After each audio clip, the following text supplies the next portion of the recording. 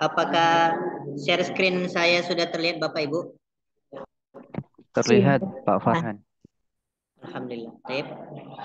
Bismillahirrahmanirrahim. Assalamualaikum warahmatullahi wabarakatuh. Waalaikumsalam warahmatullahi wabarakatuh. Alhamdulillah, alhamdulillahirabbil alamin.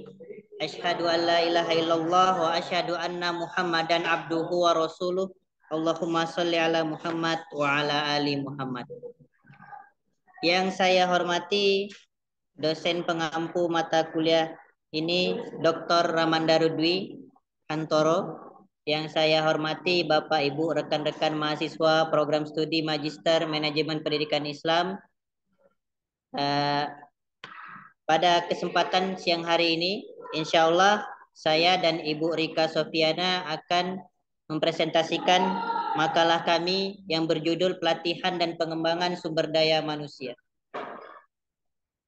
Izin Ustadz Melvin, apakah Bu Rika sudah masuk? Nampaknya belum, Ustaz. Belum, taib. Labas. Taib. Baik, kita langsung saja ke materinya. Dan alhamdulillah sudah kami share makalah dan slide presentasi kami. Latar belakang masalah kami adalah manajemen secara bahasa itu berasal dari bahasa Latin yang sudah sama-sama kita ketahui, yaitu dari kata manus dan agri. Manus artinya tangan, sedangkan agri artinya setuju. Jika kata manus dan agri digabungkan maka menjadi manajer, yang artinya adalah orang yang menangani. Dan Marwansyah mengemukakan manajemen sumber daya manusia adalah pendayagunaan manusia yang ada dalam sebuah organisasi melalui pelaksanaan perencanaan sumber daya manusia, rekrutmen dan seleksi, pengembangan sumber daya manusia, perencanaan dan pengembangan karir, pemberian kompensasi dan kesejahteraan, keselamatan dan kesehatan kerja, dan hubungan industrial. Dalam suatu organisasi, sumber daya manusia merupakan faktor yang sangat sentral. Karena dengan sumber daya manusia inilah yang dapat membuat suatu organisasi itu dapat bertahan. Sebesar apapun suatu organisasi dan semenarik apapun program yang dirancang oleh sebuah organisasi, jika sumber daya manusianya tidak berkualitas, maka organisasi itu tidak akan bisa berkembang dan juga maju. Oleh karena itu sebagai faktor sentral dalam suatu organisasi, maka peningkatan kinerja sumber daya manusia harus dikelola sistematis dan terarah agar proses dalam pencapaian tujuan dari sebuah organisasi dapat dilaksanakan secara efisien dan efektif. Terdapat dua aspek pada manusia, yaitu kualitas dan kuantitas. Kualitas hanya bisa dicapai melalui kegiatan pelatihan dan pengembangan. Pelatihan dan pengembangan juga adalah kebutuhan organisasi atau lembaga untuk mengembangkan skill sumber daya manusianya agar menjadi lebih berkualitas. Oleh karena itu, berdasarkan latar belakang masalah inilah pemakalah mengangkat makalah yang berjudul Pelatihan dan Pengembangan Sumber Daya Manusia. Adapun rumusan masalah kami di sini ada dua, yaitu yang pertama bagaimana pelatihan dan pengembangan sumber daya manusia dalam pendidikan Islam. Yang kedua bagaimana pelatihan dan pengembangan perspektif Islam. Kemudian tujuannya adalah untuk mengetahui bagaimana pelatihan dan pengembangan sumber daya manusia dalam pendidikan Islam dan untuk mengetahui bagaimana pelatihan dan pengembangan sumber daya manusia dalam perspektif Islam. Kita masuk kepada poin pelatihan. Pelatihan adalah proses secara sistematis untuk mengubah tingkah laku pegawai dalam mencapai tujuan organisasi yang berkaitan dengan keahlian dan kemampuan pegawai untuk melaksanakan pekerjaan. Pelatihan memiliki orientasi saat ini dan membantu pegawai untuk mencapai keahlian dan kemampuan tertentu agar berhasil dalam melaksanakan pekerjaannya. Pelatihan merupakan usaha untuk menghilangkan terjadinya kesenjangan atau gap antara unsur-unsur yang dimiliki oleh seorang karyawan dengan unsur-unsur yang dikehendaki oleh organisasi. Oleh karena itu, pengembangan sumber daya manusia ataupun training merupakan salah satu strategi ya secara terstruktur dan inline dengan program organisasi. Adapun tujuan pelatihan, secara umum pelatihan bertujuan untuk meningkatkan pengetahuan, keterampilan dan perilaku karyawan, kemudian mengaplikasikannya dalam pekerjaan sehari-hari. Ini adalah tujuan dari pelatihan. Nah, jika kita lihat dari sisi Islam, pola pembinaan dan pendidikan yang Rasulullah berikan, sebenarnya dalam khazanah pengetahuan Islam secara formal itu tidak ditemukan secara pasti pola pelatihan ataupun pembinaan sumber daya manusia. Karena dalam sejarah Islam sejak zaman jahiliyah telah ada pengambilan budak sebagai buruh, pembantu atau pekerja. Walaupun setelah zaman Islam perbudakan mulai dikurangi. Hal ini menandakannya adanya tradisi pelatihan dan pembinaan dalam Islam. Namun ketika Islam datang Rasulullah SAW membawa prinsip etika dan melakukan perubahan secara radikal dalam memperlakukan pekerja dalam pekerjaan dan pendidikannya. Hal ini berdasarkan Al-Quran surah Al-Jumu'ah ayat kedua, yang artinya dialah yang mengutus kepada kaum yang buta huruf atau ummi di antara seorang rasul di antara mereka yang membacakan kepadanya ayat-ayat kepada mereka, mensucikan mereka dan mengajarkan kepada mereka kitab dan hikmah. Dan sesungguhnya mereka sebelumnya benar-benar dalam kesesatan yang nyata. Allah memerintahkan Nabi untuk memperbaiki kondisi dan skill umat Islam dengan cara memberikan kepada mereka latihan-latihan atau training untuk menambah keimanan. Mereka pun memerlukan training sebagaimana firman Allah dalam Quran surah An-Nahl ayat 125 yang artinya serulah manusia kepada jalan Tuhanmu dengan hikmah dan pengajaran yang baik.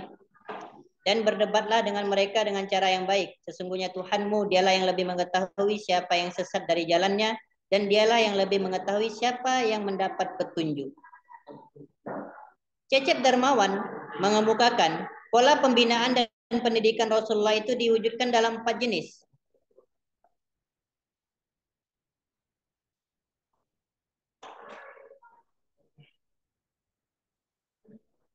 Yaitu yang pertama, metode tilawah.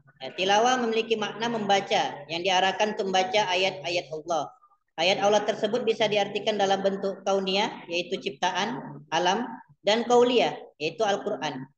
Tilawah diartikan sebagai kemampuan manusia membaca ayat Allah secara luas, termasuk dalam kejadian alam, sejarah manusia, dan kondisi psikologis manusia itu sendiri. Implikasinya adalah membudayakan membaca Al-Quran sebagai bentuk pembinaan psikologis untuk meningkatkan kesalehan pribadi. Dan dalam arti sosial dengan mengajak karyawan untuk membaca ayat Allah. Misalnya dengan studi banding atau widya wisata sesuai dengan teori penguatan. Kemudian ada metode taklim. Taklim artinya proses pengajaran. Dalam hal ini pengajaran kitab, yaitu pengajaran adalah proses transfer dari pihak pertama kepada pihak kedua. Sedangkan kitab sebagaimana Arkon dimaknai sebagai sumber hukum. Implikasinya ialah dengan mengajarkan kepada karyawan perihal etos kerja, sosial nilai-nilai, teori-teori, kiat-kiat sukses, kiat kerja produktif, aturan atau tata tertib, visi misi perusahaan, serta tugas dan kewajiban karyawan. Kemudian ada metode tazkiyah. Konsep tazkiyah adalah kemampuan pembersihan atau penyucian terhadap hal-hal yang masih bercampur baur dengan kritis dan retrospeksi dalam bentuk tazkiyatun nafs, membedakan hasrat jiwa yang baik dan buruk, dan tazkiyatun fikr, membedakan pola pikir yang baik dan buruk. Implikasinya pelatihan untuk mengubah perilaku dan kinerja yang perlu diperbaiki. Kemudian metode yang keempat menurut Cecep Darmawan adalah metode hikmah. Metode hikmah adalah kemampuan untuk menarik suatu pelajaran tersembunyi atau pengetahuan filosofis dari suatu kejadian. Hal ini merupakan suatu kecerdasan kearifan alam, memaknai sebuah gejala atau kenyataan yang ada. Adapun kedudukan pelatihan dalam manajemen sumber daya manusia, menurut Bambang Wahyudi, terdapat tiga lingkup kegiatan dalam manajemen sumber daya manusia yang didasarkan berbagai pandangan beberapa ahli tentang fungsi operasional tersebut. 3 lingkup kegiatan tersebut adalah pengadaan, pengembangan, dan pemeliharaan sumber daya manusia untuk mencapai sasaran akhir yaitu pendayagunaan SDM secara optimal. Pengadaan dan pengembangan SDM diarahkan untuk menjamin syarat dasar kemasan kerja. Kedua-duanya diperlukan untuk mencapai prestasi kerja yang baik. Mungkin berikutnya akan disampaikan oleh Ibu Rika Sofiana. Pada Ibu Rika kami persilahkan.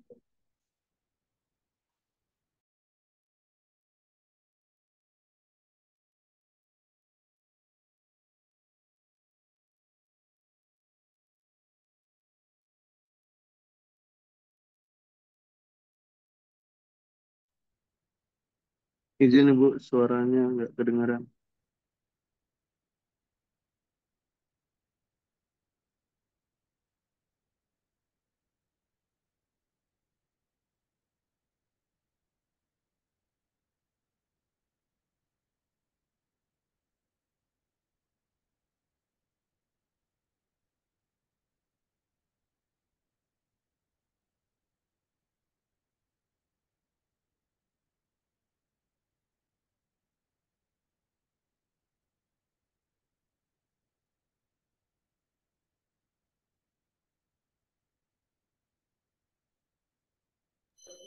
Suaranya belum terdengar, Bu.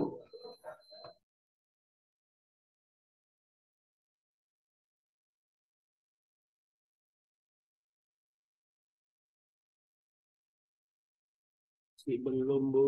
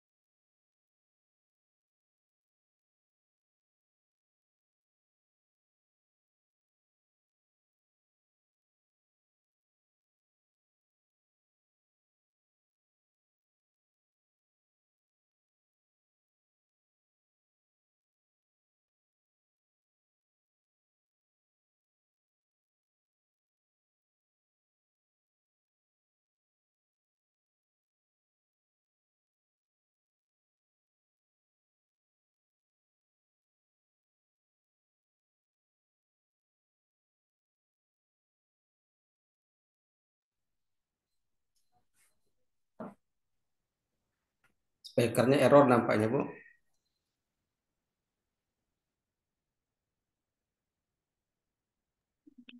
Dibantu aja Pak Farhan mungkin bisa. Saya lanjutkan lagi ya, mungkin karena ada sedikit eh, kendala di Ibu Rika Sofiana. Kita lanjutkan kepada pengembangan. Menurut pandangan Solihuddin, Tobing, dan Nugroho, pengembangan adalah proses pendidikan baik formal ataupun non-formal yang dilaksanakan secara terencana, terarah, teratur, dan bertanggung jawab dalam membimbing, menumbuhkan, dan mengembangkan suatu dasar pribadi yang utuh dan seimbang, serta juga selaras antara bakat dan keterampilan dengan tujuan tercapainya kemampuan optimal sumber daya manusia. Pengembangan sumber daya manusia juga dikenal dengan Human Resource Development, sebuah program pembelajaran yang dilakukan di waktu tertentu yang bertujuan untuk mengembangkan keterampilan, kompetensi, sikap, motivasi, dan perilaku SDM, dan tujuan akhirnya mengembangkan kinerja SDM dan organisasi. Sumber daya manusia adalah garda terdepan dalam memajukan organisasi. Para manajer harus memahami bahwa karyawan harus selalu diberikan pembinaan karena karyawan memerlukan bekal dalam menjalankan tugas-tugasnya agar dapat profesional.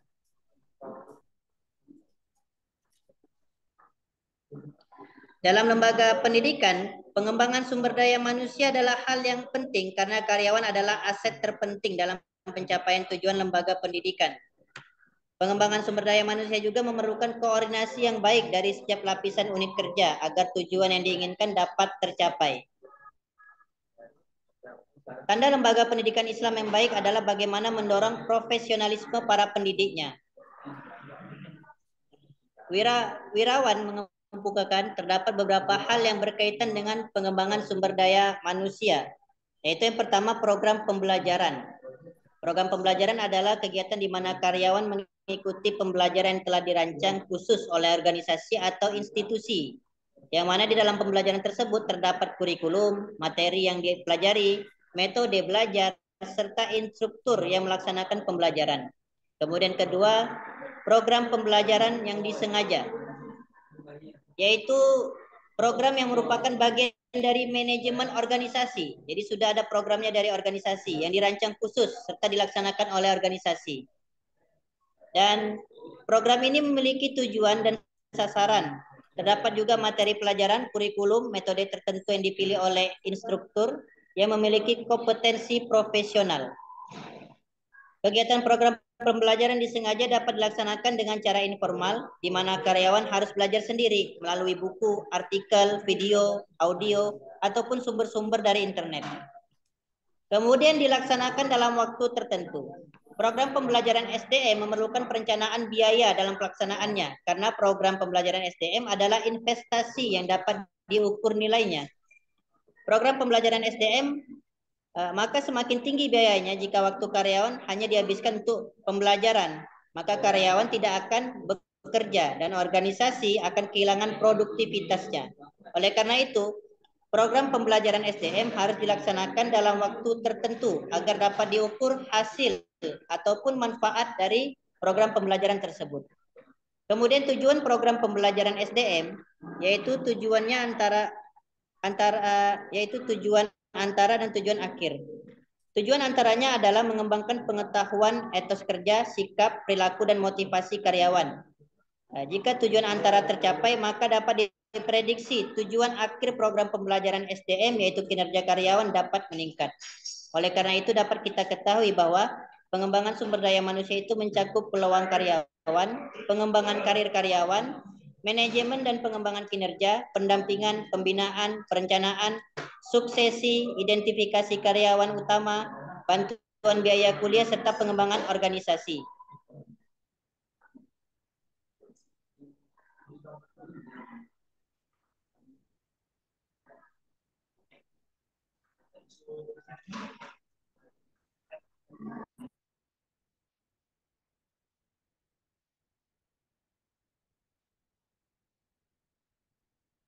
Sebentar Bapak Ibu.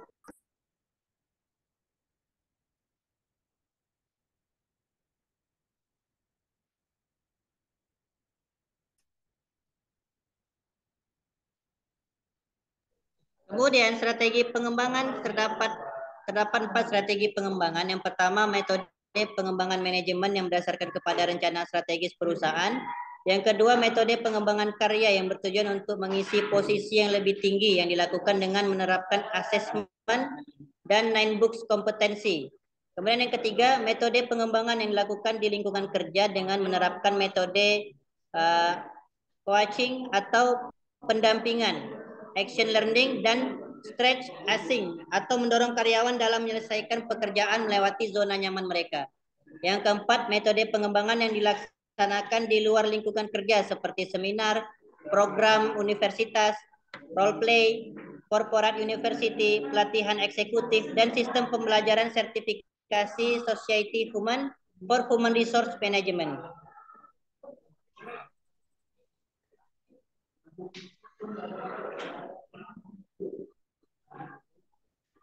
Adapun pengembangan berdasarkan perspektif Islam, tujuan dari pelatihan dan pengembangan adalah untuk menghasilkan SDM yang berkualitas. SDM yang berkualitas adalah yang memiliki keluasan ilmu pengetahuan, fleksibel, dan responsif terhadap perkembangan di setiap bidang.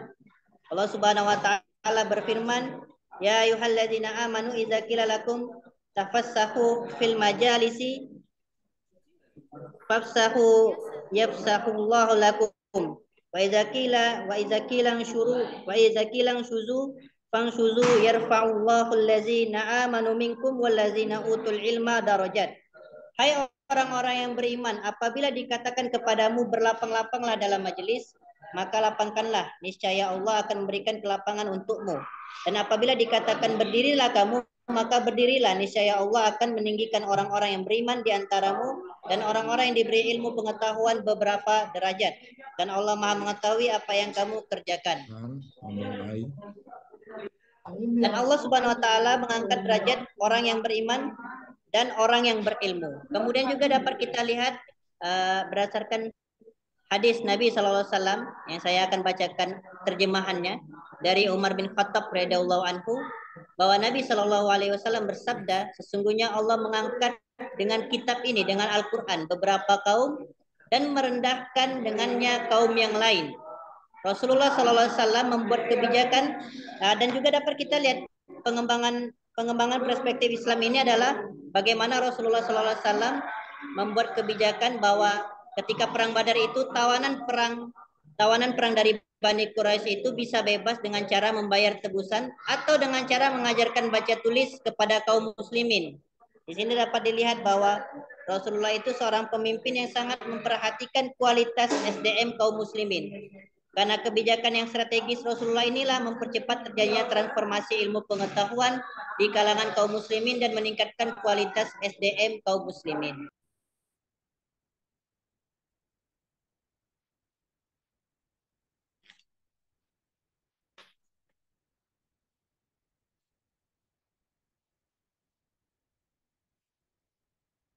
Adapun kesimpulannya yang pertama, pelatihan atau training secara terstruktur merupakan salah satu strategi dalam pengembangan SDM dalam pendidikan Islam.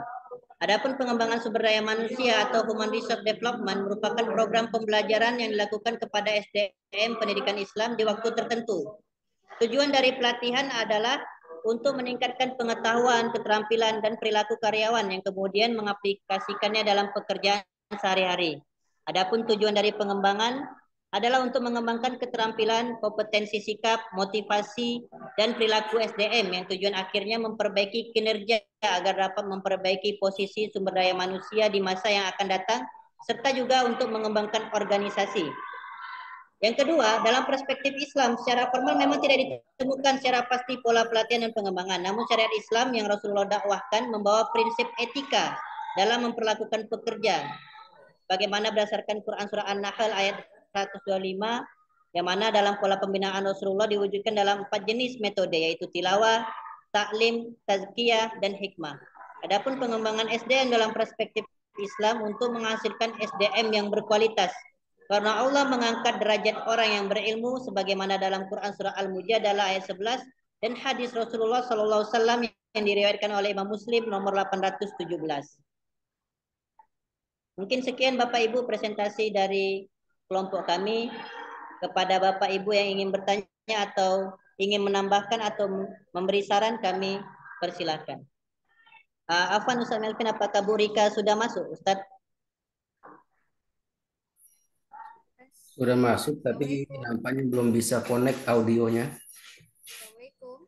Baik. Sudah bisa, Pak? Sudah terdengar suara saya? Masya Allah, di sini di laptop saya ini sudah ada berapa pertanyaan ini? Oh, banyak ya, rame ya. Tadi dimulai dari Pak Meidura Fatur Rahman, kepada Bapak kami persilahkan.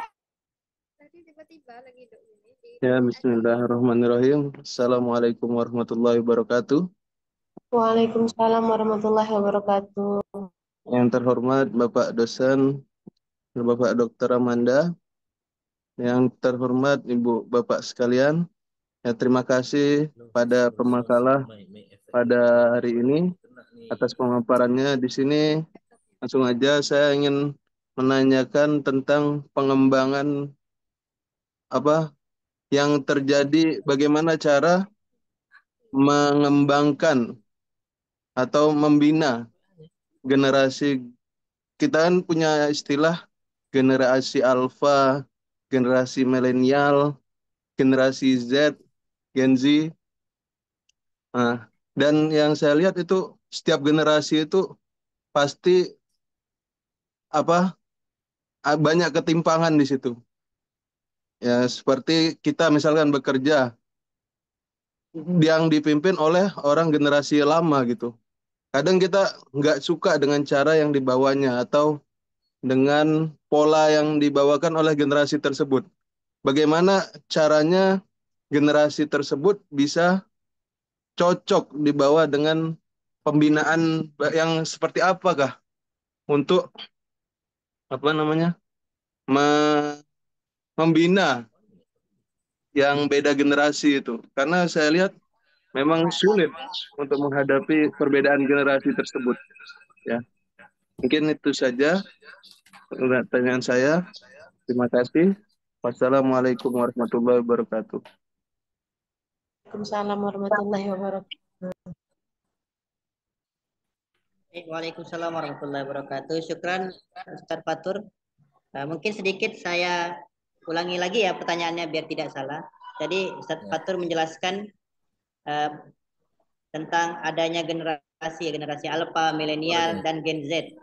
Dan kita lihat juga dan kita ketahui setiap generasi itu ada ketimpangannya.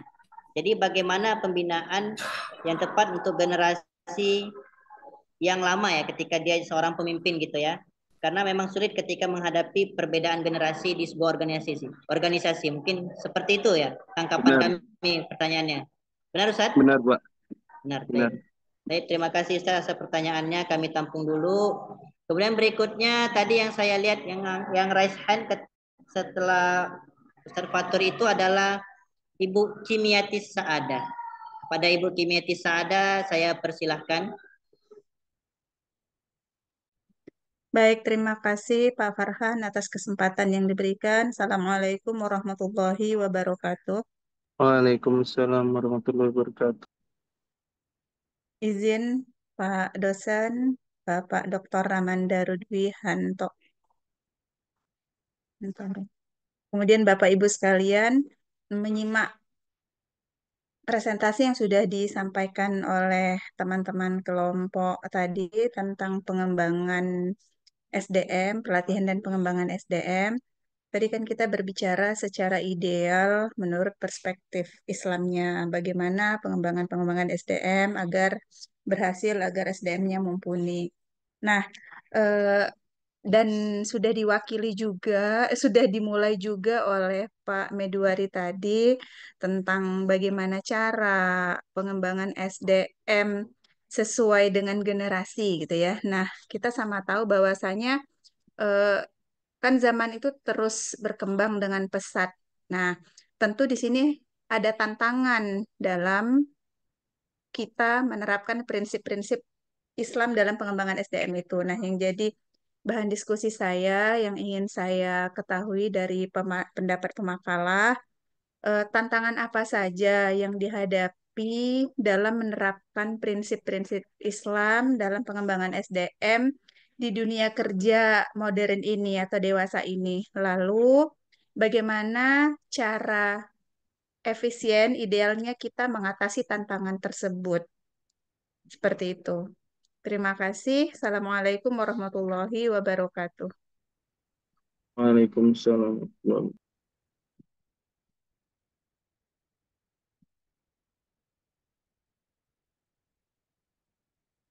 Afwan Bu Kimi, saya sedikit ulangi tadi pertanyaan Ibu.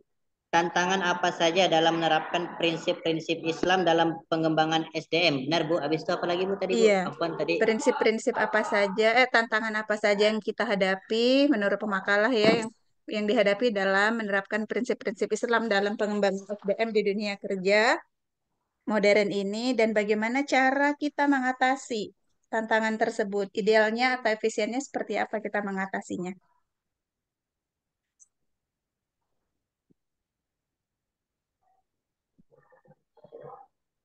Baik, terima kasih Bu Kimi. Sama-sama Pak Farhan.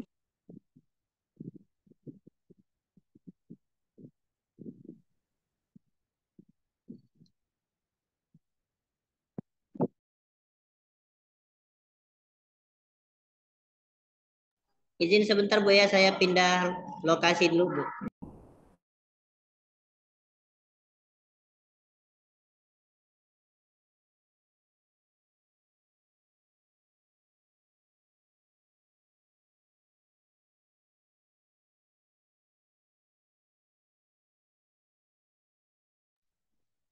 Mohon izin, Bu Rika sudah bisa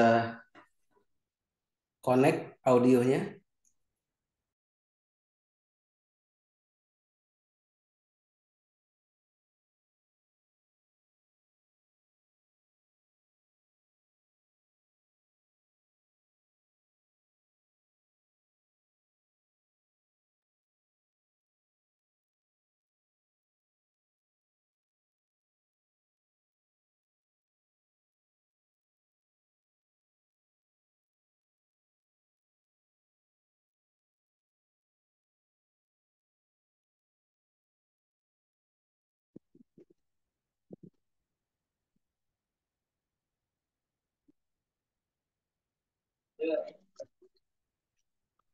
Tapi berikutnya tadi yang kami lihat raise hand itu Kak Yosi. Kepada Kak Yosi kami persilakan. Ini tak kuat. Terima Tak kasih dengar suaranya. kepada pemateri. Tak kuat. Sebelumnya izin Tak Bapak dengar. Dr. Ramanda Rudwi, izin Bapak Ibu sekalian, izin bertanya juga. Pertanyaan saya, bagaimana cara ketika kita menjadi seorang pemimpin untuk Jelas gitu, kayak jauh gitu suaranya. Sudah bisa didengar Bu Rika, Alhamdulillah. Oh sudah Pak ya? Alhamdulillah.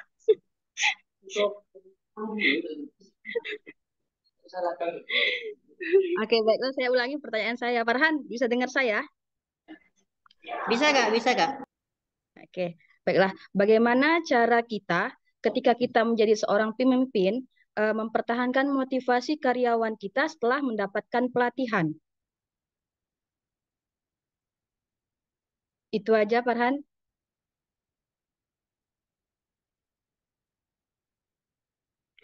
Bisa dengar, Farhan? Baik Kak, saya ulangi lagi pertanyaannya. Bagaimana cara ketika kita menjadi seorang pemimpin itu untuk mempertahankan motivasi karyawan setelah mendapatkan pelatihan? Benar ya kan Kak? Pertanyaannya Iya, seperti itu? benar. Oke, Iya. baik Kak. Terima kasih Kak. Mungkin izin Bapak Ibu yang sudah angkat tangan, boleh kami coba jawab dulu 3 pertanyaan ini, baru kami buka lagi pertanyaannya. Boleh ya, Bapak Ibu, Pak Hendi, Kak Dendang, Bu Fajar, Pak Boleh, Sukandar. silakan Boleh Mbak. ya. Syukron, jazakumullah khair.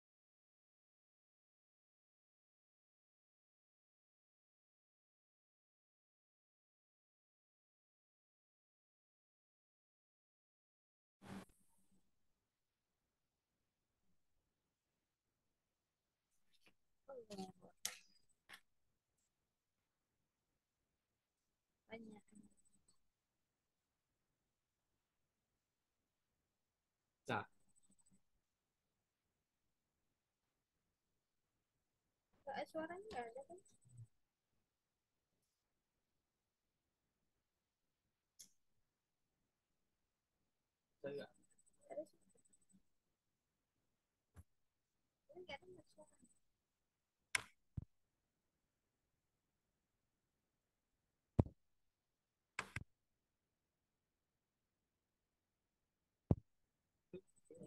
Nggak tahu apa ini.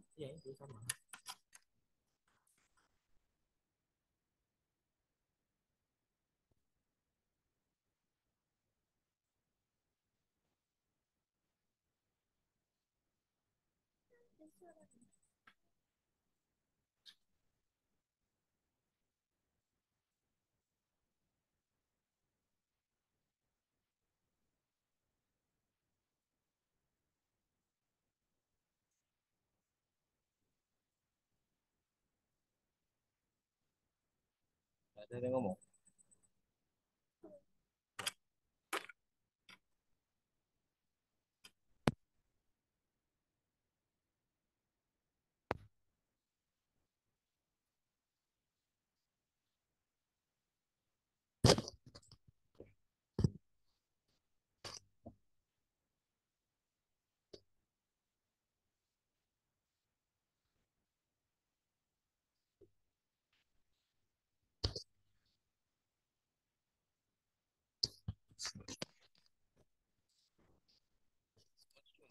Mulai lah.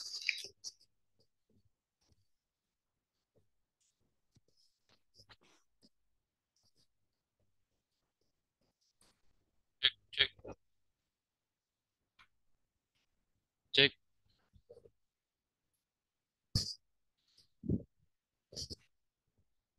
Baik, Bismillahirrahmanirrahim, Bapak Ibu sekalian. Di sini saya akan mencoba menjawab pertanyaan dari Bu Kimiatis Saada.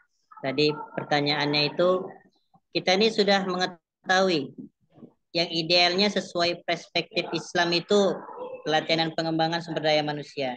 Namun tantangan apa saja dalam menerapkan prinsip-prinsip tersebut dalam pengembangan SDM di dunia kerja modern dan bagaimana cara mengatasinya.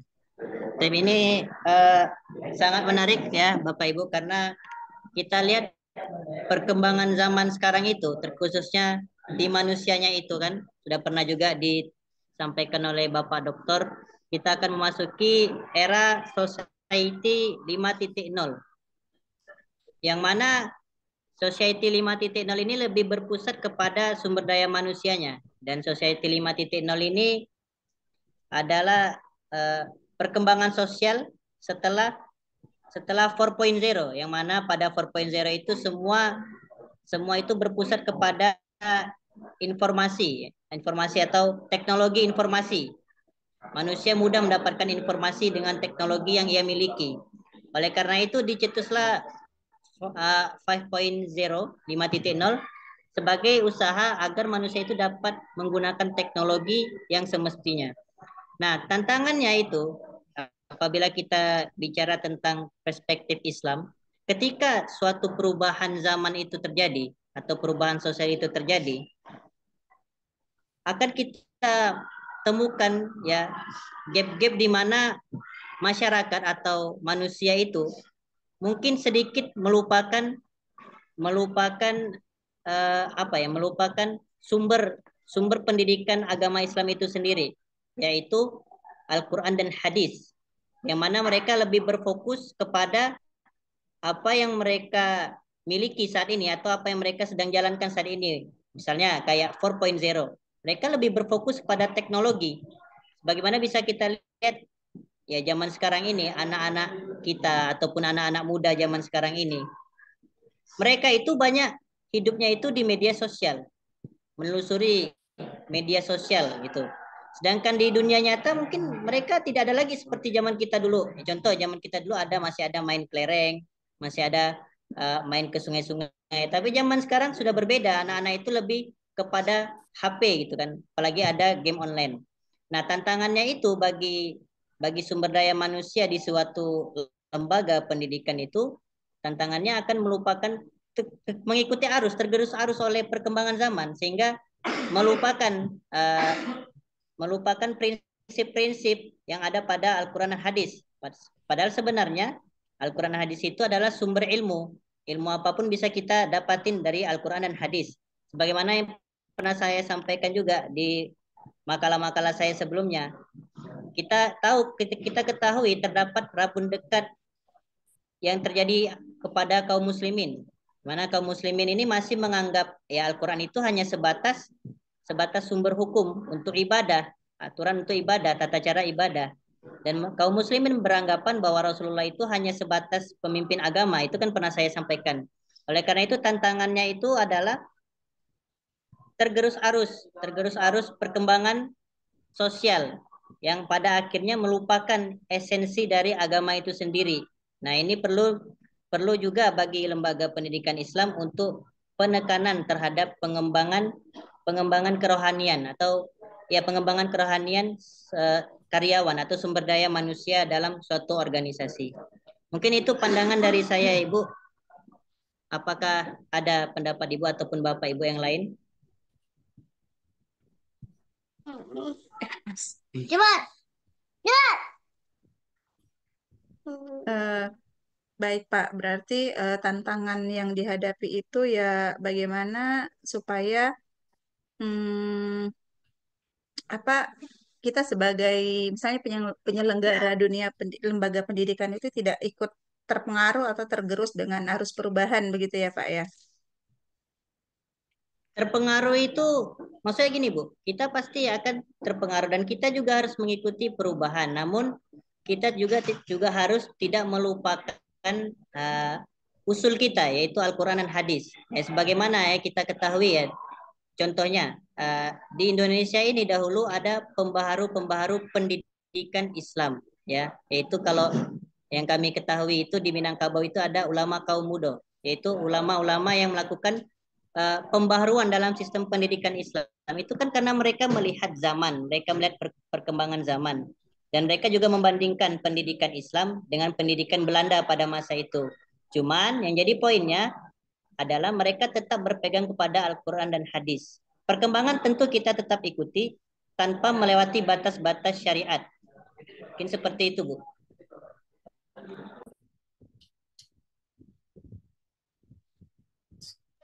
Tes. Suara saya sudah terdengar, Pak? Sudah, Bu. Sudah, Pak ya? Bagaimana, Bu Kimi? Oke, berarti solusi yang ditawarkan tadi itu dengan tetap berpegang pada Al-Quran dan hadis gitu ya Pak ya? Iya, Bu. Nah, lalu nanti berarti bentuk nyatanya, konkretnya ya kita sama-sama belajar lagi gitu ya Pak ya? Iya, tentu, Bu. Oke, terima kasih Pak Farhan. Baik, sama-sama, Bu.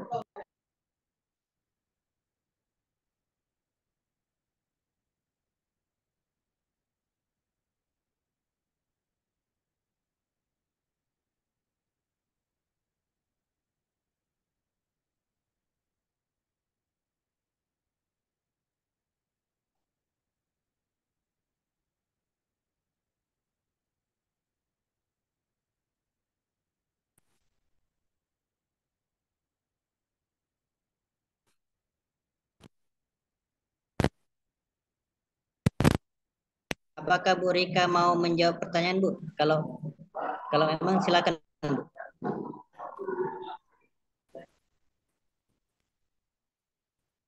Masih bermasalah ya audionya?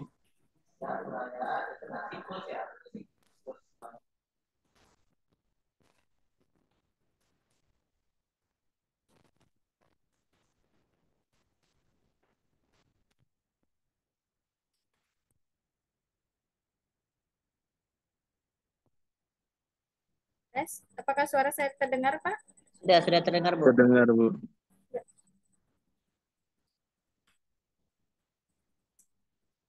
Oh, iya.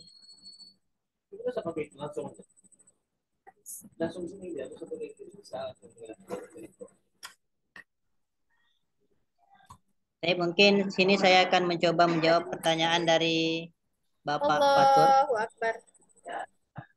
Gimana Ibu? Ibu Rika mau menjawab atau saya dulu, Bu?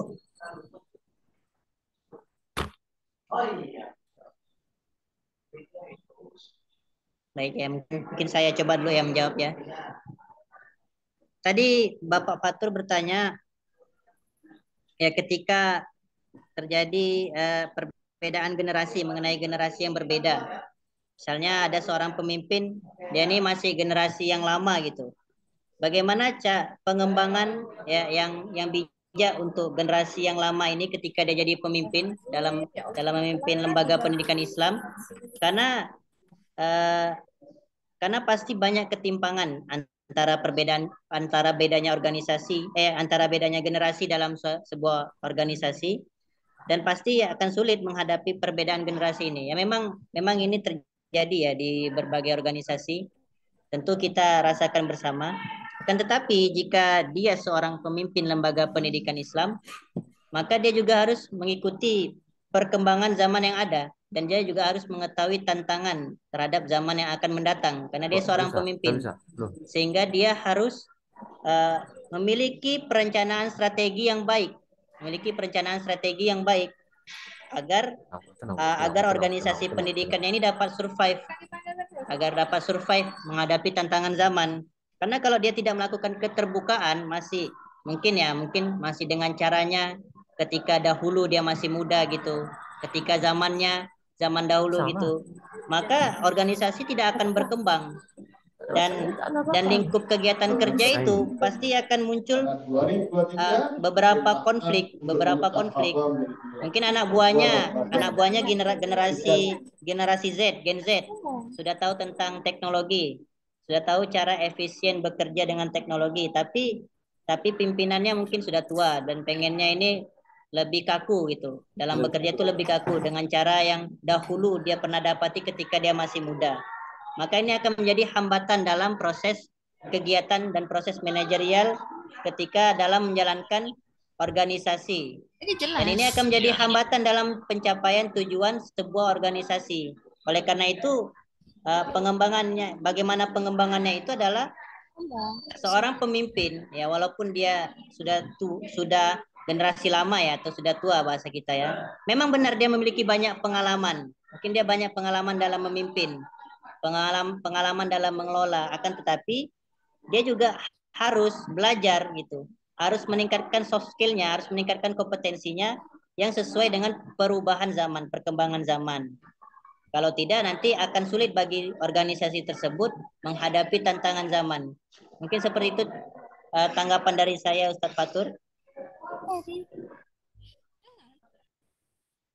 Baik, terima kasih. Mungkin saya agak menekankan sedikit, ini kan masalah ya generasi yang kayak generasi saya inilah yang masih muda ini kan kadang punya semangatnya lebih, cuman apa? Kadang generasi tua itu sering berbeda pendapat atau ya nggak nggak sejalan gitu. Cara ya apalagi generasi di bawah kita kan, yang mana ya mental health-nya sering kena atau bahasanya butuh healingnya lebih banyak, atau gimana cara mengembangkan, gimana generasi tersebut bisa disemangatkan oleh generasi yang tua, maksud saya kan generasi sandwich lah, yang generasi muda yang sekarang ini kan sering lemah gitu. Misalkan kita sebagai pemimpin bagaimana membangun semangat generasi muda yang sekarang inilah, apalagi dengan tuntutan yang semakin besar atau dan hadapan bahasanya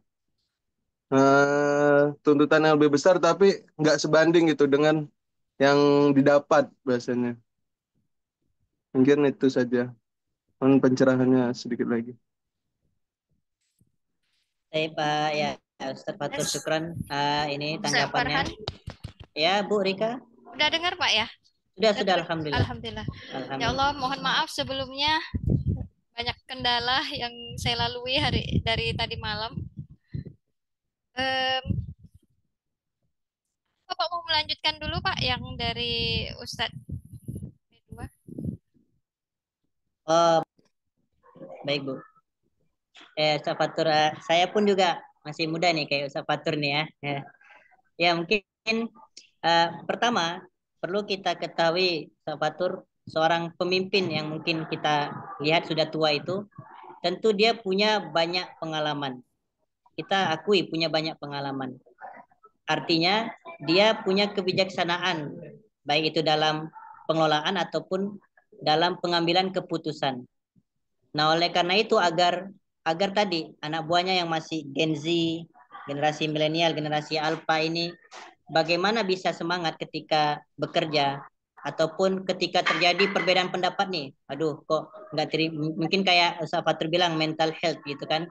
Kena mentalnya kalau misalnya beda pendapat nih, kayak oh nggak diakui nih pendapat saya nih, kayaknya nggak apa ya gitu, kayak yang ditanggapi oleh pimpinan nih kayak pendapat yang ngawur gitu misalnya ya kan, jadi kena mentalnya gitu. Maka seorang pemimpin itu menurut pandangan saya, agar dapat mengembangkan mental bawahannya itu, pertama tentu yang paling penting itu dalam perkembangan zaman ini pengembangan kerohanian itu sangat perlu ya, karena kalau tidak nanti dengan berkembangnya zaman, berubahnya zaman, akan tergerus saja gitu, akan tergerus saja sehingga melupakan asas agama. Kemudian seorang pemimpin tadi yang sudah memiliki banyak pengalaman hendaknya menjadi contoh bagi bawahannya dalam bersikap, ya, dalam bersikap jika memang terjadi ada perbedaan pendapat, gitu kan, atau dalam bersikap dalam menanggapi sebuah keputusan,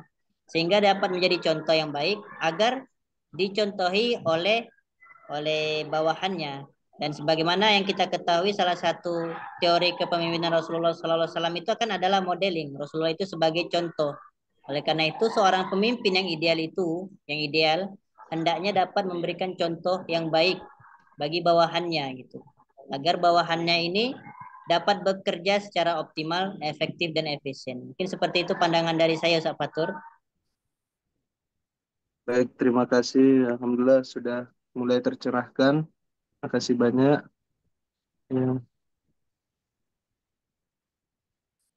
Ya. Mungkin Ibu Rika mau menjawab pertanyaan dari Kak Yosi.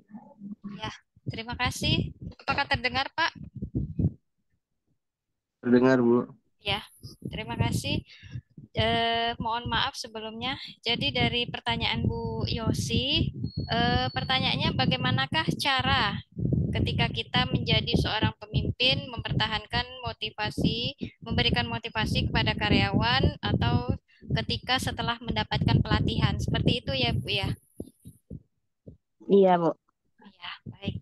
Mungkin kalau dari kami, terutama dari saya pribadi, mungkin perlu kita sampaikan juga bahwa di dalam pelatihan dan pengembangan ini terdapat perbedaan.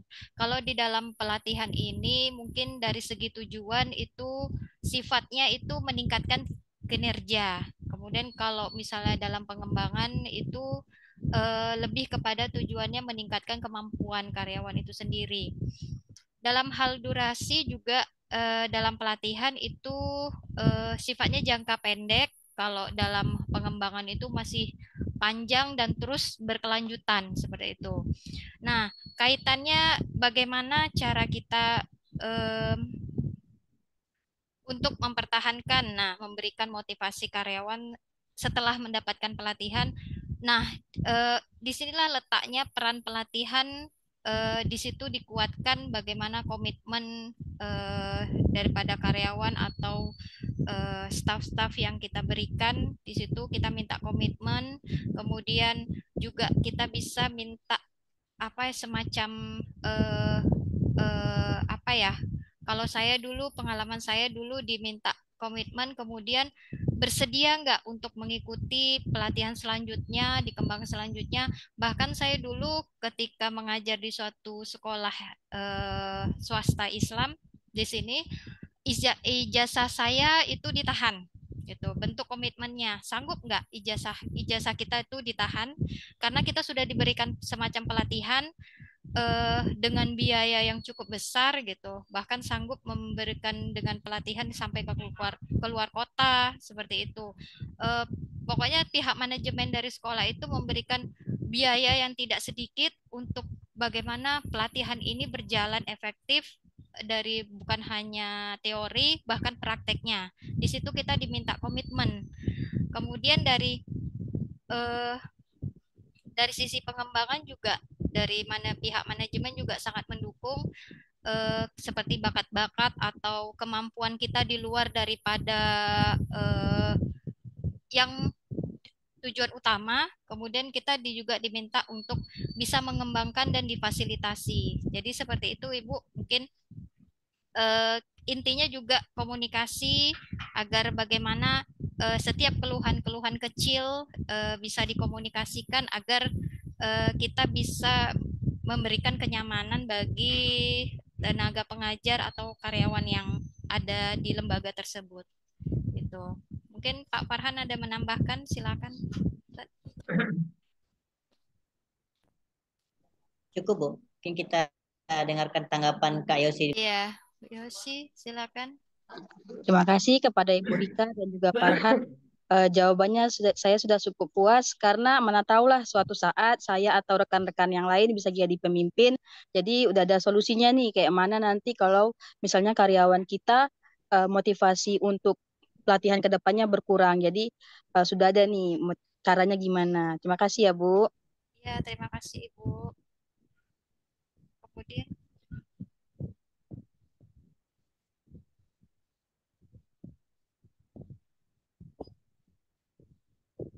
nah, mungkin boleh saya sedikit tambahkan kalau berbicara mengenai generasi-generasi sekarang nih, saya mungkin kurang paham apa istilah-istilah dalam generasi sekarang ya, generasi Alpha, milenial, Gen Z, atau bahkan ada namanya generasi strawberry ya. Ya, saya kurang mengikuti hal-hal seperti itu. Apakah terdengar suara saya, Pak?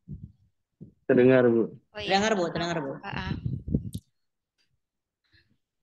Jadi kebetulan saya juga membina atau mengasuh anak-anak yang termasuk mungkinlah sebagian daripada generasi ini.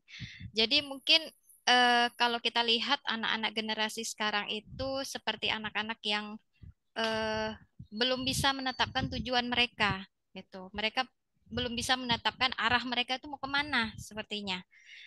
Jadi memang perlu semacam apa ya, ikatan yang kuat di antara daripada apa semacam kita mungkin dari orang-orang tua, orang-orang tua atau para pemimpin-pemimpin untuk memperhatikan generasi ini gitu. Jadi memang kalau kita biarkan ya mereka akan seperti tergerus atau terombang-ambing dengan tujuan mereka sendiri gitu, tanpa memikirkan masa depan yang jelas gitu. Jadi kemungkinan mereka ini punya bakat dan kemampuan, mereka ini punya wawasan keilmuan, hanya perlu kita sebagai sebagai apa ya, para pemimpin atau para orang tua yang mengarahkan. Jadi intinya kita bisa masuk ke dunianya, kita coba berkomunikasi, ajak diskusi gitu. Maunya mereka seperti apa gitu. Kemudian kita bisa selipkan, masukkan apa apa tujuan yang jelas gitu buat mereka. Jadi mereka bisa lebih terarah. Jadi kalau misalnya sudah mulai apa membelok sedikit, kita bisa arahkan kembali, ingatkan kembali gitu. Jadi memang susah-susah gampang sih, banyak banyak susahnya kalau membina generasi-generasi ini, tantangannya sangat besar gitu. Apalagi bahkan mereka lebih canggih menggunakan alat-alat apa IT ya gitu. Bahkan yang banyak kita tidak pahami, mereka lebih lebih lebih bisa cepat berkembang seperti itu, Pak, Bu. Mungkin ada tanggapan yang lainnya, boleh silakan.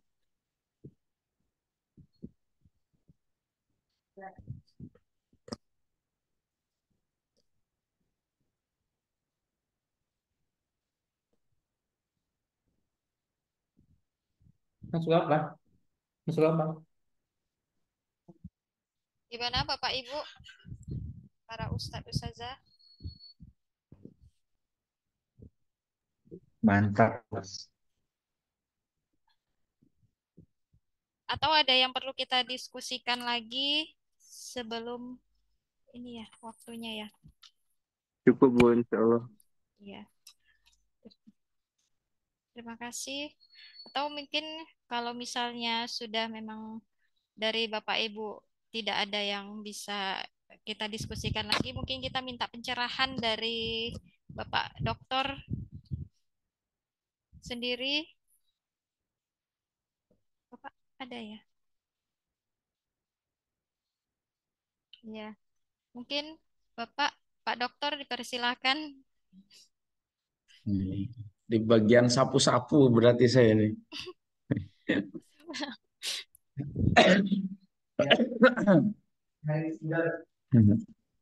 Baik, Bismillah, Assalamualaikum warahmatullahi wabarakatuh. Waalaikumsalam warahmatullahi Waalaikumsalam warahmatullahi wabarakatuh. Saya akan share dulu terkait dengan Ini ya materi. Ya, bentar. Cilin Bang. Materi.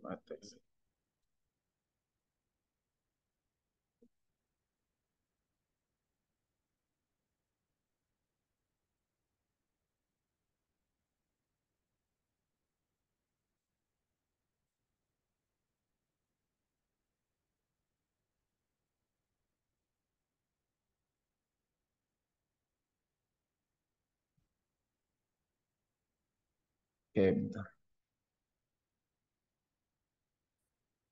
Sudah nampak belum ininya? Sudah, Ustaz. Sudah, Pak, sudah. Oke, Nampak, Pak. sebentar.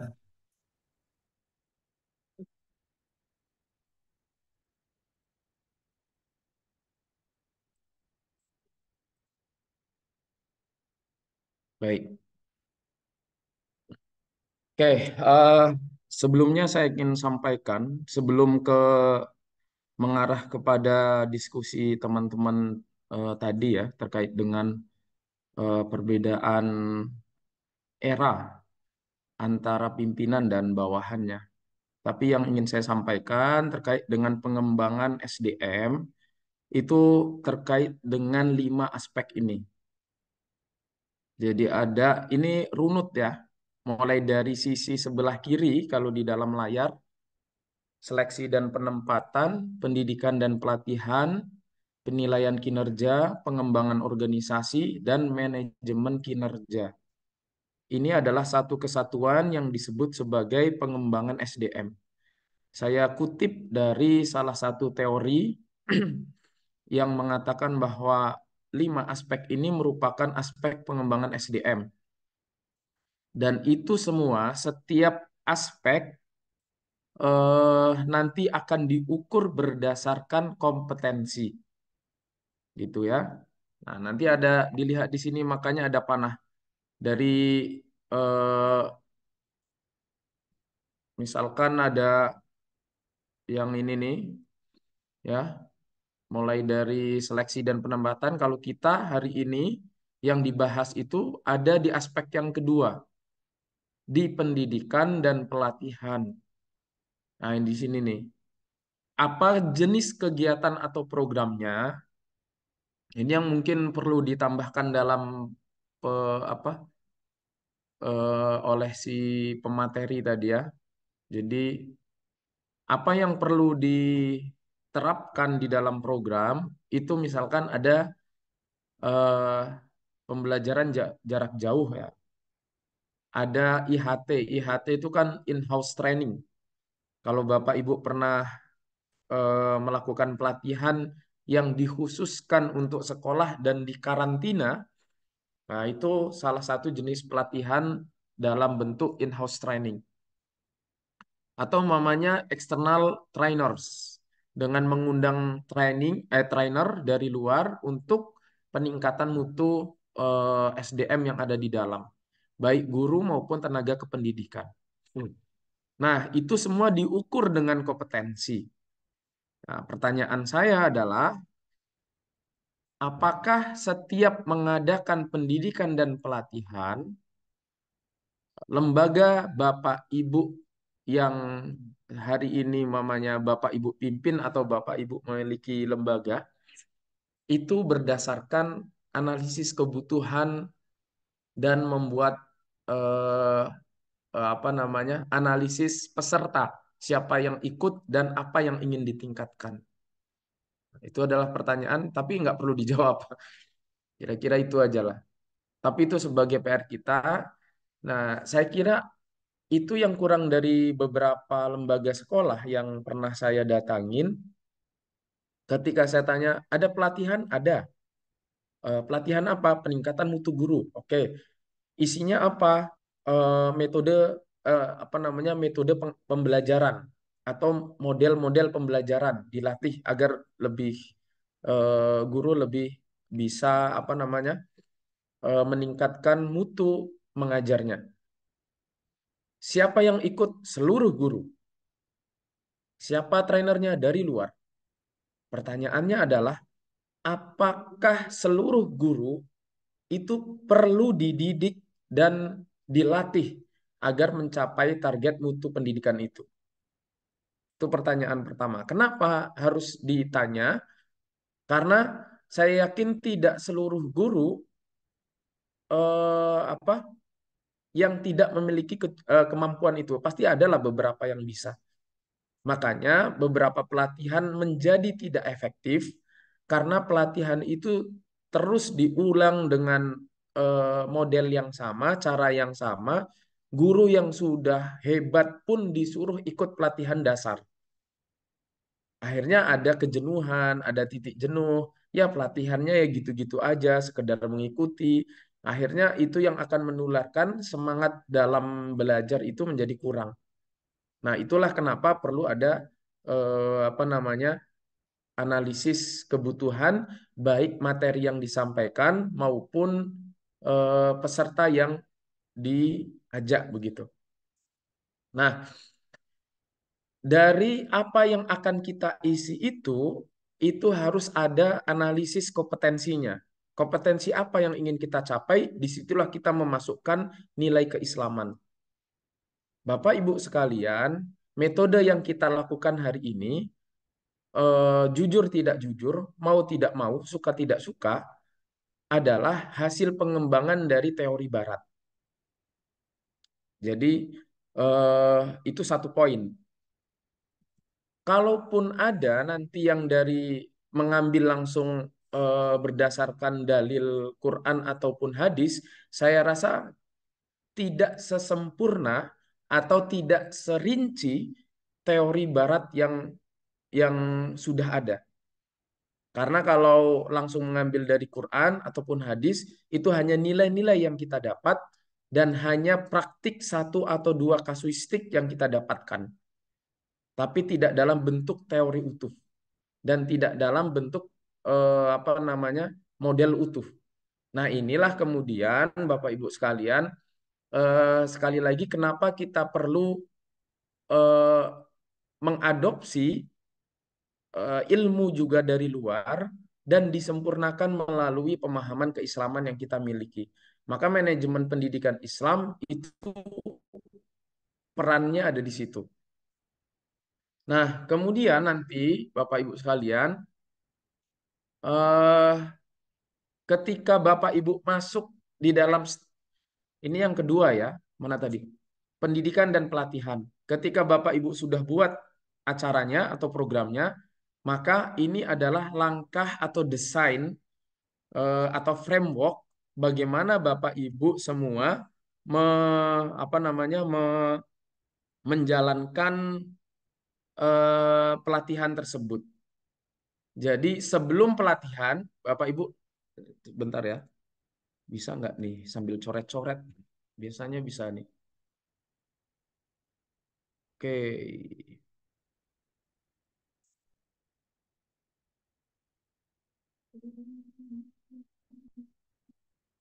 Oh, oke, bisa. Ya. Jadi Bapak Ibu sekalian, misalkan nih, Bapak Ibu lihat yang di sini yang saya buletin. Nah, ini pelatihan. Sebelum dijalankan pelatihan, maka ada tahap pertama yang harus Bapak Ibu lakukan, yaitu tahapan pengembangan kompetensi secara internal. Ini yang ada di sini nih. Ini termasuk analisis kompetensi dasar guru. Jadi, saya tidak tahu, mungkin nantilah suatu saat Bapak Ibu cerita, biar kita bisa melihat secara detail dan langsung di sekolah Bapak Ibu ketika mengadakan pelatihan, mulai alur perencanaan pertamanya gimana sih gitu. Itu sebenarnya yang pengen saya dengar itu ketika kita melakukan melakukan presentasi ini, itu berdasarkan kasus, jadi enak gitu. Nah, jadi saya nanti mungkin dari awal bisa dijelaskan ketika ingin mengadakan pelatihan. Pertanyaan, apa langkah pertama yang harus dilakukan oleh seorang pimpinan? Nah, ini yang pertama nih ya, Bapak Ibu. Apa yang dilakukan di tahap ini? Di tahap ini, pengembangan kompetensi ini yang dilakukan dari kepala sekolah kepada guru atau kepada staf, ya, yang dilakukan eh, dengan memberikan briefing awal, kemudian memberikan apa saja kebutuhannya dan seterusnya. Baru setelah dia berjalan, maka ada tahap berikutnya yaitu masuk ke tahap 2 ini. Dinilai. Nah, penilaian kebutuhan ini itu berdasarkan pengembangan awal. Misal, guru yang sudah ada, Bapak Ibu nilai, kemudian dilihat analisisnya. Oh, ternyata dari 5 atau 10 guru, mayoritas yang tidak bisa mengajar dengan baik dan benar, itu ada 5 orang. Maka kalau ada apa namanya? Ada misalkan ada pelatihan tentang metode pembelajaran eh, yang hanya diajar untuk penguatan metode pembelajaran itu yang 5 orang itu gitu. Tidak semua guru harus dilatih dengan materi yang sama. Maka ada kebutuhan individu. Apa sih yang harus ditingkatkan? Baru disitulah dituliskan di dalam pelatihan. Nah, baru ada evaluasi, ada dampak evaluasi, kemudian ada evaluasi pelatihan. Nah, yang harus dilihat juga di dalam pelatihan itu hal yang ini nih, Bapak Ibu. Eh, saya coret-coret lah. Nanti, oke. Nah, yang ini nih.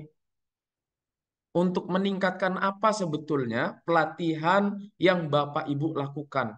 Apakah untuk meningkatkan kompetensi inti atau untuk meningkatkan kompetensi yang lebih tinggi yaitu kompetensi visioner atau mamanya memberikan pelatihan untuk memberikan kompetensi dasar guru atau staff ya.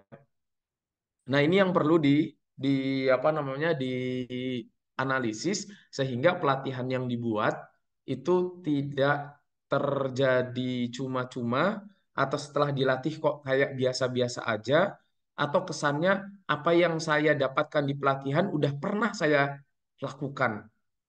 Nah, itu kan agak mubadir menurut saya. Nah, jadi pelatihan itu nggak hanya dilatih, melatih itu orang yang belum tahu gitu sesuai dengan Qurannya ya. Ustaz siapa nih? Ustaz Melvin hafal lah. Iqra bismi rabbikal ladzi khalaq, khalaqal insana min alaq, Iqra wa rabbukal akram, alladzi 'allama oh ayat yang kelima. 'Allamal insana ma lam ya'lam. Nah, ini dia. Jadi Allah itu mengajarkan manusia apa yang tidak diketahui. Kalau sudah diketahui dan sudah dipraktekkan, kalau sudah diketahui ya tidak perlu dikasih tahu lagi. Kalau sudah tahu tapi belum dipraktekkan, berarti nggak usah dilatih. Tapi ada mamanya ada bahasanya penyegaran, bahasanya lagi apa pembinaan dan seterusnya tidak harus ada menggunakan pelatihan itu gitu. Jadi yang pelatihan ini yang memang dasarnya adalah untuk meningkatkan 3 aspek ini gitu. Dan sebelumnya tidak tahu agar tidak tidak ada apa namanya tidak ada eh, tidak ada apa namanya kemubadiran ya. Kecuali bukan pelatihan tapi sosialisasi. Sosialisasi. Nah, ini baru seluruh Bapak Ibu harus ikut. Misalkan ada sosialisasi penggunaan media A dalam pembelajaran. Berarti guru yang udah keren dan guru yang belum keren sama-sama diikutkan. Nah, itu baru sosialisasi. Ada pemahaman tertentu. Nah, itu seluruh guru diikutkan. Tapi kalau pelatihan itu perlu dipilih orangnya. Oke. Sampai sini saya ingin lari ke tunggu dulu. Saya hapus dulu ini. Hapus.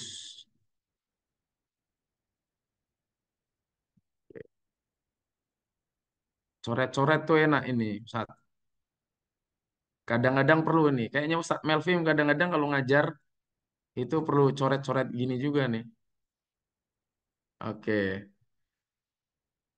Nah, lanjut ya. Saya ingin lanjut ke tadi ada pertanyaan tentang eh, gen alfa dan lain sebagainya. Tapi sebelum ini saya ingin bertanya kepada Bapak Ibu, boleh perwakilan satu orang nanti menjawab atau boleh nanti di chat. Di chat itu boleh diketik ya. Pertanyaan saya gini, apakah selama hidup Rasulullah itu membina atau membimbing atau bahasanya me- membina, membimbing atau memimpin dengan sahabat yang lintas generasi? Kalau jawabannya iya atau tidak, silahkan kasih satu clue yang menunjukkan itu. Boleh ada Bapak Ibu yang berkomentar di kolom chat boleh atau di secara langsung satu orang kalau langsung. Ada Bapak Ibu? Pertanyaannya simpel, apakah Rasulullah selama hidupnya kan tadi pertanyaan yang agak ramai terkait dengan eh, perbedaan gen- generasi ya antara pemimpin dan bawahan gitu ya.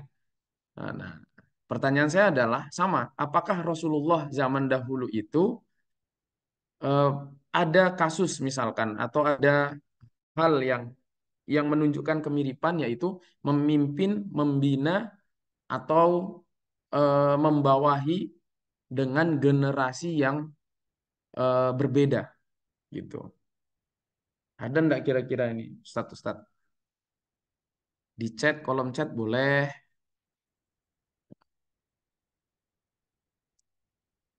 Gimana Bapak Ibu? Ada, jawab ada aja juga nggak apa-apa.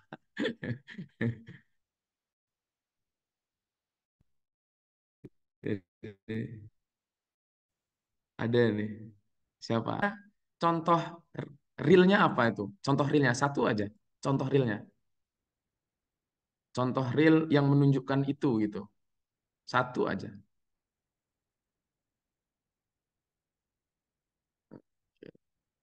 Ini ya ada gol. Seusai Abu Bakar ada Ali yang masih 9 tahun masuk Islam, ada usaha menjadi jenderal umur 17. Oke. Baik, Bapak Ibu, saya akan berikan contoh yang lebih ekstrim yang perlu kita garis bawahi bahwa perbedaan generasi itu tidak akan menjadi masalah ketika nanti kita memahami pola-pola ini ya. Tetapi saya akan beri contoh satu aja. Rasulullah ketika di Madinah kan umur sudah mulai memasuki masa eh, lanjut ya. Sudah 50 tahunan ke atas. Bahkan ketika beliau berumur 60 tahun, itu beliau masih membina atau mendampingi beberapa anak-anak kecil. Contoh, beliau punya eh, kalau bisa disebut pelayan boleh atau Rasulullah ya sebetulnya mendidik dia juga boleh terserah apapun bentuknya tapi eh, muamalah itu terjadi. Contoh antara Rasulullah dengan Ibnu Ibnu Ibnu Abbas. Perbedaan yang sangat jauh sekali. Contoh lagi Rasulullah dengan Anas bin Malik. Ya, itu juga jauh sekali. Contoh lagi beberapa kasus ada Abdullah bin Mas'ud. Nah, hal-hal ini tapi kan mereka anak-anak, ya semuanya itu anak-anak. Tapi bagaimana pola Rasulullah itu tidak, kalau dikatakan mendidik, ya mendidik. Tetapi hubungan antara Rasulullah dengan Anas itu bukan bukan hubungan guru dengan apa namanya, bukan hubungan guru dengan murid, Tetapi hubungan beliau dengan Anas bin Malik adalah hubungan tuan, seorang pimpinan tuan dengan anak buahnya. Karena Anas bin Malik posisinya itu adalah pembantu. Gitu. Jadi ada beberapa orang yang dia itu pembantu Rasulullah dan umurnya masih 10-an tahun. Disebut pembantu karena dia aslinya dari budak, kemudian diangkat oleh Rasulullah, dibebaskan budaknya gitu ya. Makanya jadi pembantu. Ada Anas bin Malik, kemudian ada Abdullah bin Mas'ud, ada Zaid juga ya, ada Zaid. Nah, hubungan itu kan bukan guru dan murid, tetapi antara pimpinan dengan bawahan. Beberapa kisah kita contohkan, misalkan ketika Rasulullah itu memberikan tugas kepada Anas untuk membeli sesuatu, ya, tapi ternyata Anas lupa karena dia masih umur anak-anak dan dia bermain. Pertanyaannya adalah, apakah Rasulullah marah terhadap Anas? Itu kan tidak. Tapi dia hanya menepuk bahunya, mana pesanan saya begitu. Kira-kira begitu. Tidak ada marah, tidak ada teguran, dia hanya mengingatkan. Kira-kira Bapak Ibu ketika punya anak buah yang dia itu termasuk golongan generasi alpha, ada salah, kira-kira negurnya gimana? Nah, gitu kira-kira ya. Jadi tidak lagi, nggak usah nyari teori model banyak, tapi kalau masalah akhlak dan perilaku, kita mencontoh Nabi. Karena memang salah satu panduan Nabi itu adalah nubuah di dalam akhlak dan adab. Udah sempurna. Tetapi ketika mencari teori dan model, itu dunia sekali. Itu bukan lagi urusan Rasulullah yang ditugaskan untuk mencari teori pengembangan SDM. Enggak, bukan itu. Nah, kalau ini terjadi, maka boleh mengambil teori luar, kita ambil adopsi, tetapi sebagaimana Rasulullah katakan, ini bu itu liutamima makarimal akhlak. Saya diutus untuk menyempurnakan akhlak yang sudah ada. Maka ketika Bapak Ibu mengambil teori dari Barat, sama juga, ini bu itu liutamima teori Barat gitu. Bahasanya begitulah kira-kira. Jadi Rasulullah pun sudah ngasih kode ke kita bahwa apa namanya, antum a'lamu bi umurid dunyakum. Kalian lebih tahu dengan urusan dunia kalian. Nah, dunia manajemen adalah dunia baru di hari ini. Yang tentu kalau kita merujuk kepada Quran dan hadis secara langsung, itu tidak akan nemu teori-teori manajemen. Tapi kalau nilai-nilai akhlaknya, adabnya, itu ada semua. Nah, inilah yang kemudian Bapak Ibu dalam membina generasi yang perbedaan itu sangat jelas antara pimpinan dan bawahan, nyontoh adabnya itu di Rasulullah, bahasanya begitu. Katanya generasi Z itu mudah rapuh, pecah. Kayaknya dari dulu tuh. Saya kira zamannya Nabi dengan gurunya Rasulullah nggak langsung dimarahin, tapi ditepuk tangannya, terus bilang, mana pesanan saya? Tapi bandingkan dengan Zubair bin Awam, ketika dia pulang ke rumah, dia habis berkelahi dan nangis. Oleh ibunya cuma satu, kamu ngapain? Kelahi. Kenapa nangis? Kalah. Balik lagi lawan sampai menang. Nah, beda pendidikan gitu loh. Padahal di zaman yang sama. Generasi bawah itu selalu lebih rapuh daripada generasi sebelumnya. Nah, gitu. Jadi karena ada perubahan-perubahan itu. Tetapi saya kira bukan di situ intinya, tapi bagaimana manajemen kita memahami itu dengan langkah-langkah manajerial. Nah, yang digambar Bapak Ibu sekalian, ini namanya adalah the iceberg model. Saya akan jelaskan 5 menit, setelah itu kan adzan. Jadi the iceberg model ini menunjukkan bagaimana cara berpikir kita terhadap suatu masalah di dalam yang kita praktekkan di dalam manajemen SDM. Ini bisa diletakkan di mana saja, tapi saya mengambil teori ini untuk diterapkan di SDM. Ternyata masih bisa gitu. Jadi contohnya begini, apa yang kita lihat di luar yang paling atas Bapak Ibu sekalian, ini sambil saya coret. Oke. Yang ini nih Bapak Ibu nomor 1 saya tulis, itu disebut sebagai event. Masalah atau peristiwa yang terjadi. Kalau Bapak Ibu melihat masalah yang terjadi seputar dengan pengembangan SDM, misalkan ini ada nih, sudah dilatih berkali-kali tetapi ada para guru tidak terlalu meningkat kualitasnya, misalkan begitu ya.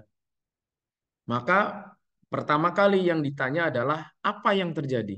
Apa masalahnya? Gitu. Nanti misalkan masalahnya adalah para guru tidak serius dalam mengikuti pelatihan, misalkan begitu. Nanti turun ke nomor 2.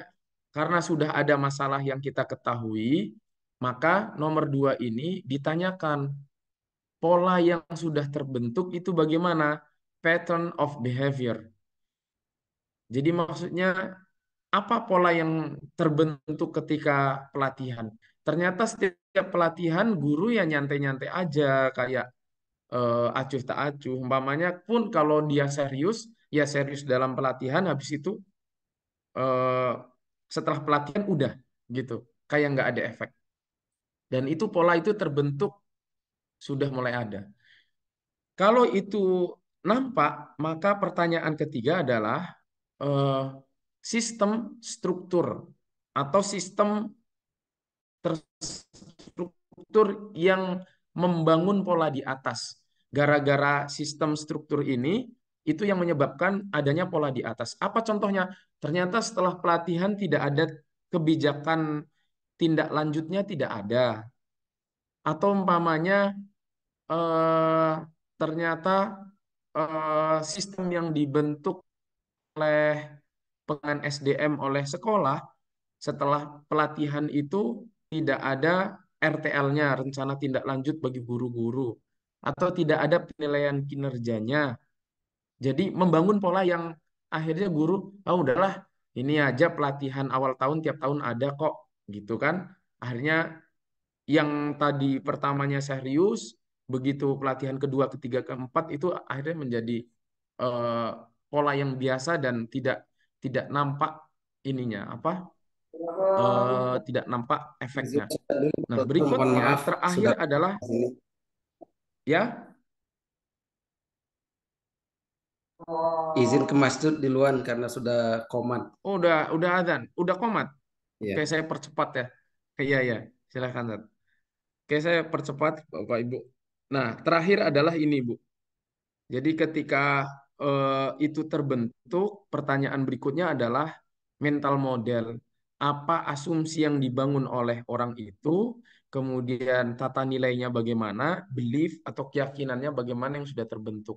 Agar pelatihan itu berjalan agar lebih baik, maka mental yang terbangun di dalam guru itu harus kuat. Misalkan saya mengikuti ini untuk meningkatkan kompetensi. Dengan kompetensi ada, maka saya punya amanah baru. Kalau sudah amanah, maka apa namanya? Kalau kita sebagai orang Muslim kan idza duyatil amanah fantabiru sa'ah, misalkan begitu, dan seterusnya. Maka membangun mental inilah yang akan mempengaruhi nanti efektivitas yang ada di atas. Mudah-mudahan dengan mengetahui ini Bapak Ibu bisa juga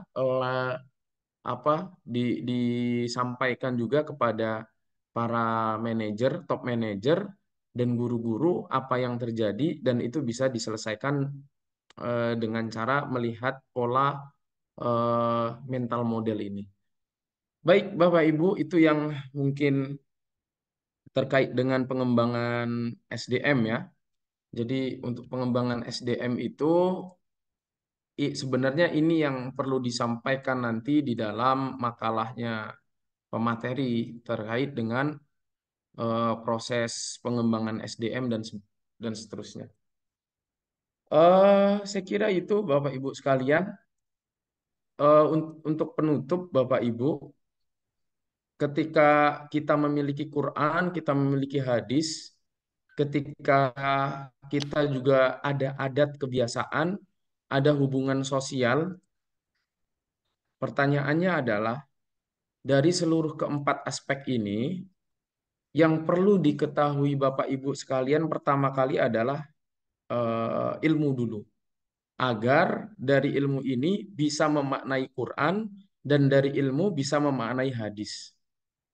Gitu. Jadi tidak seluruhnya kembali kepada Quran dan hadis karena ada beberapa hal yang kadang tidak ada di Quran dan di hadis. Itu pun sudah dijelaskan oleh Rasulullah ketika mengutus Mu'adz bin Jabal. Kalau ada pertanyaan kemana arahnya Quran, kalau tidak ke Quran ke hadis, kalau tidak ada keduanya fa'ajtahidu ala ro'i. Saya akan berijtihad. Nah, ijtihad itu kan perlu ilmu.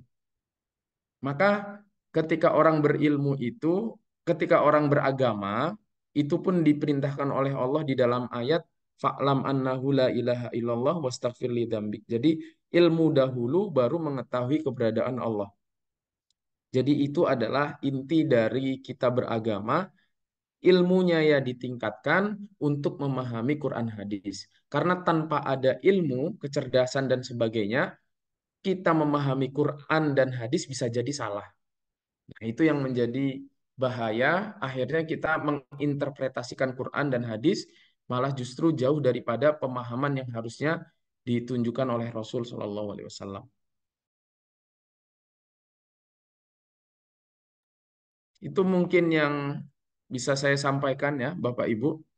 Mudah-mudahan hal-hal yang lain yang di apa dibahas bisa menjadi eh, apa dasar diskusi teman-teman untuk mendapatkan ide-ide yang bermanfaat di praktik manajemen pendidikan.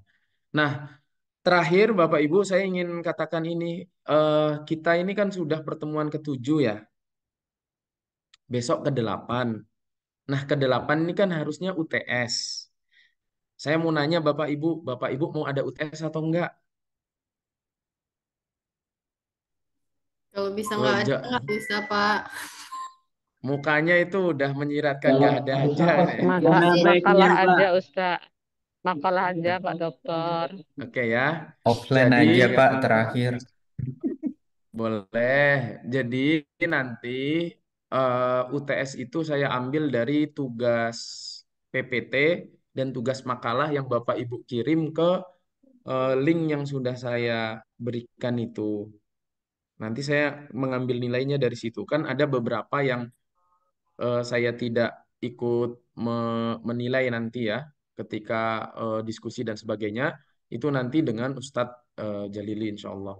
Nah, berarti minggu depan yang harusnya ujian karena tugasnya itu adalah karena nilai UTS berdasarkan makalah, maka tidak perlu ada ujian, kan begitu.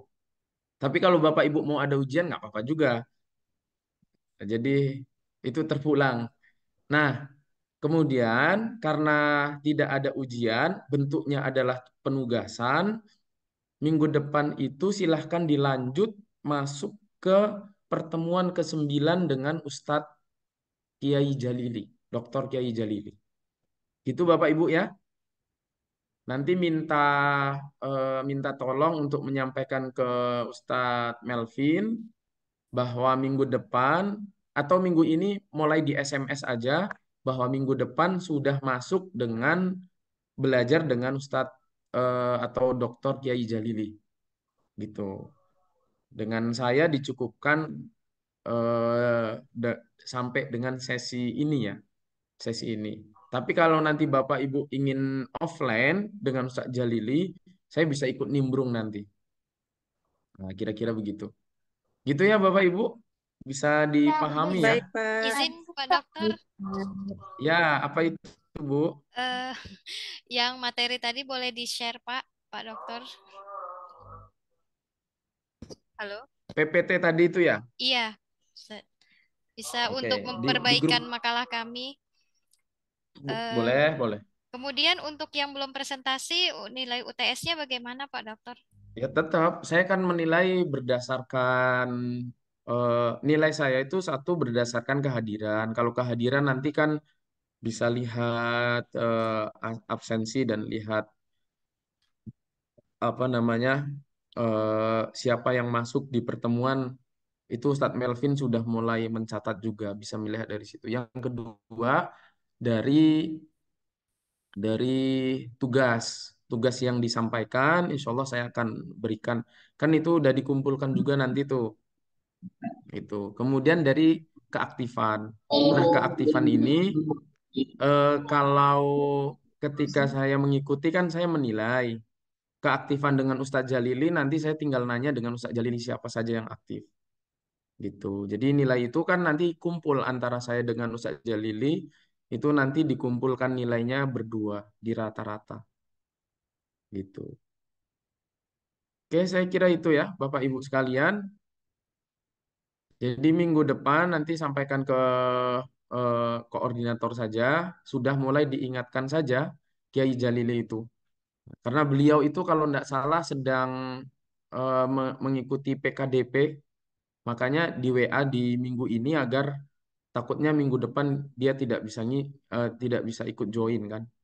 Tapi ditanya dulu dengan Dr. Kiai Jalili itu. Oke.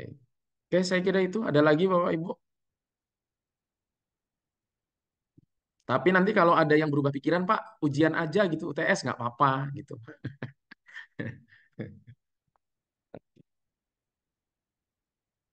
Baik, saya kira itu ya, Bapak Ibu. Jadi ini saya ucapkan terima kasih atas partisipasi dari awal sampai sekarang, keaktifan dari Bapak Ibu dalam mengikuti kegiatan perkuliahan S2 ini. Mudah-mudahan dengan Ustadz Jalilia juga tetap ramai dan tetap semangat dalam berdiskusi ya. Oke. Amin. Nah, saya kira itu minggu depan sudah dengan Ustadz Jalili. Jadi, tapi kalau hanya sekedar WA, konsultasi yang lain dan lain sebagainya masih tidak masalah itu. Oke, saya kira itu ya, Bapak Ibu. Kita cukupkan itu. Kalau masih ada pertanyaan silahkan, tapi saya kembalikan kepada pemateri hari ini, Ibu Rika Sofiana dan Farhan. Silahkan. Baik, terima kasih sebelumnya kepada Pak Dr. Ramanda yang telah memberikan pencerahan dan ilmunya. Terima kasih juga kepada partisipasi Bapak dan Ibu, para Ustadz Ustazah untuk presentasi kali ini. Kami tutup. Semoga kita sehat selalu, mendapat rahmat dan keberkahan. Amin. Billahi taufik wal hidayah. Assalamualaikum warahmatullahi wabarakatuh. Waalaikumsalam warahmatullahi wabarakatuh.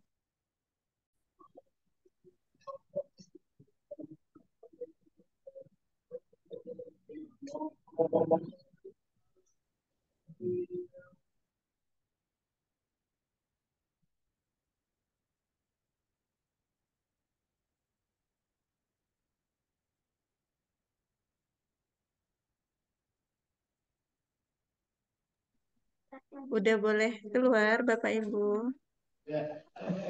Berarti sore ini kita nggak ada kuliah ya? Istirahat Bu. Sore ini nggak ada. Oke. Hari ini santai-santai Bu. Alhamdulillah. Maaf.